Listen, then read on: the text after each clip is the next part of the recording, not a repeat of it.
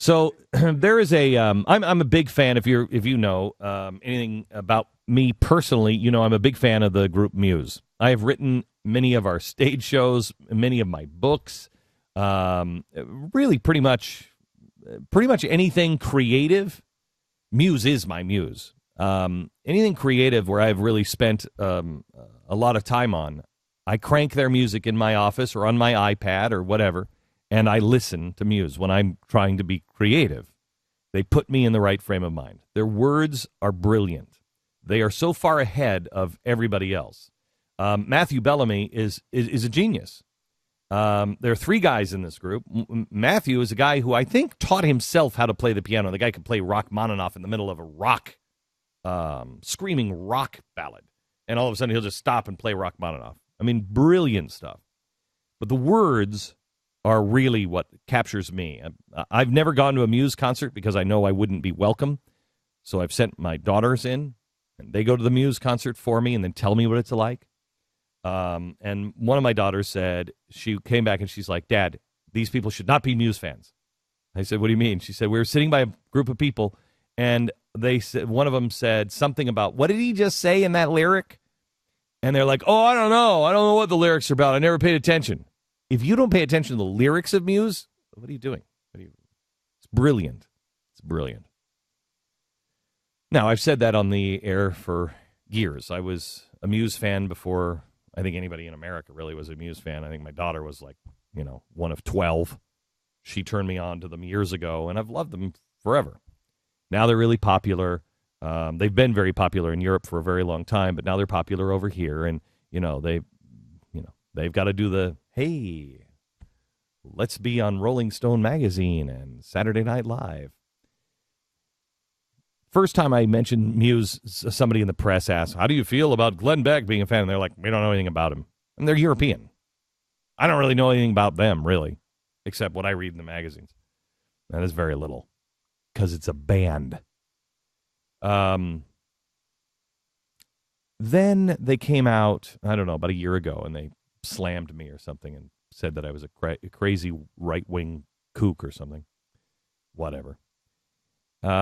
But I noticed last week, Rolling Stone, because they were on Saturday Night Live, Rolling Stone had an article with them about their appearance here and everything else and what they were going to do. And, and it started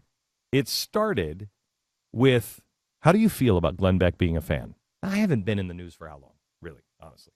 Muse, really? That's your first question?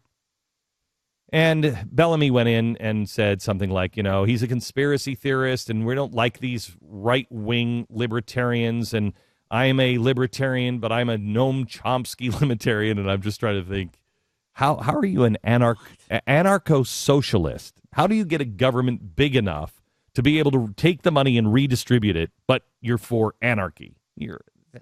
Please, you Europeans, please. But what killed me was I felt like I was in Goonies. Do you remember that scene in Goonies where the kid with the inhaler was down in the well, and the girlfriend of, I think, the football player was upstairs. She was up. He was up above the well, and they were trying to get out, and the cool guy was. Anyway, I felt like the kid with the inhaler, and I've always been the kid with the inhaler, and that's fine. And here's the cool kids, because this is what happens on playgrounds.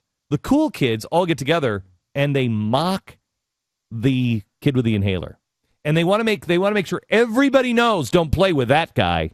You don't play with that guy, and that's what happened. Rolling Stone magazine, NBC, Saturday Night Live went on an attack with Muse, and Muse played into it, and fine, whatever. I don't really care. I really don't care.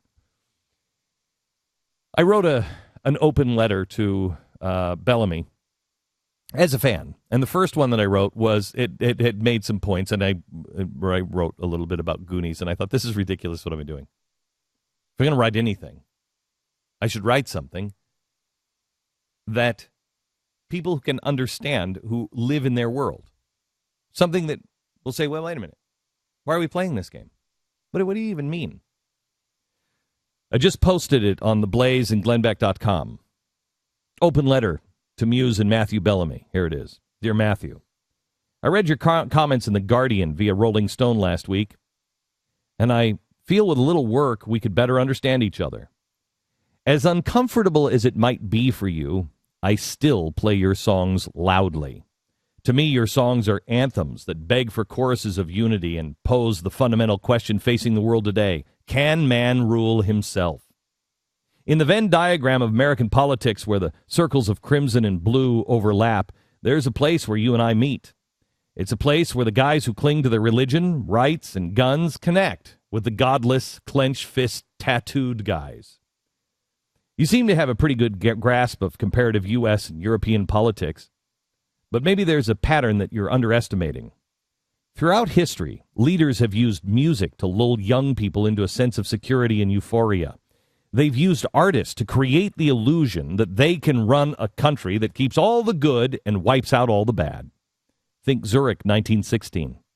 Think artists getting behind guys like Lenin and Trotsky. Think of pop culture's role in the Arab Spring. The youth rises up, power structures crumble, and worst leaders are inserted.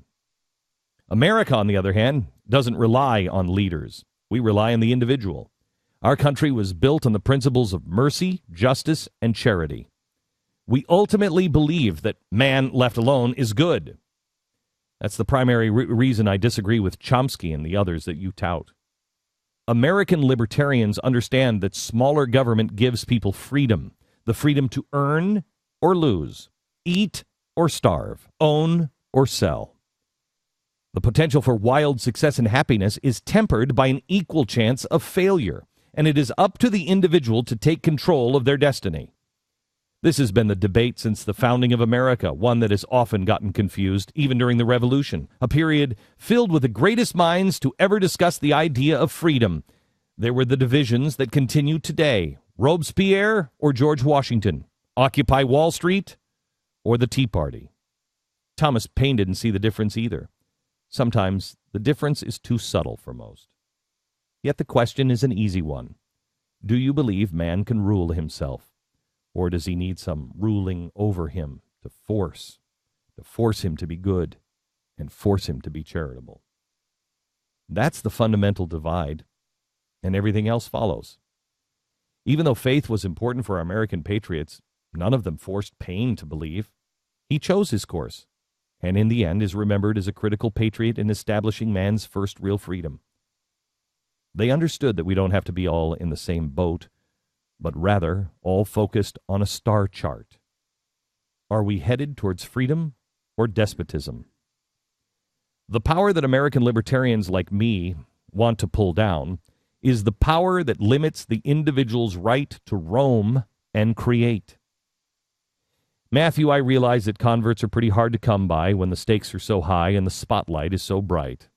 But I just want to thank you for singing words that resonate with man in his struggle to be free. I wish I could leave well enough alone and just be quiet.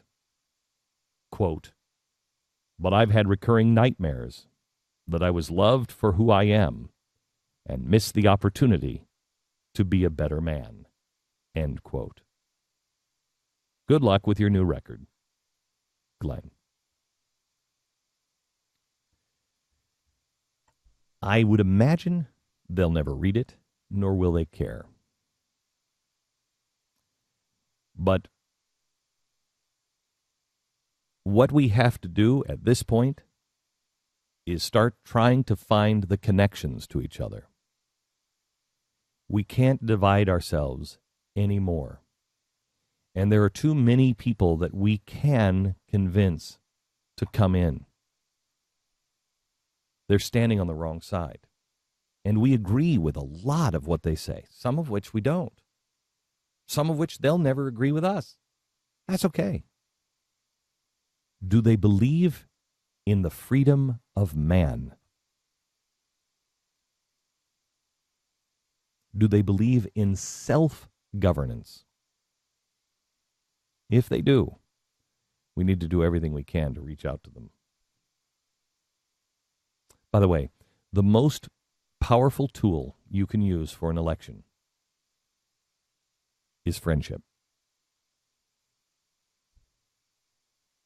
A neighbor, somebody who if there's some problem in the neighborhood, you're going to go over to their house and help, or they've been over to your house and help.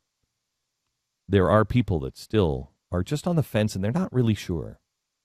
May I strongly suggest that instead of having, the union members organize and bus people into your neighborhood, that you just stop by a neighbor's house and just talk to them about how critical it is for their vote.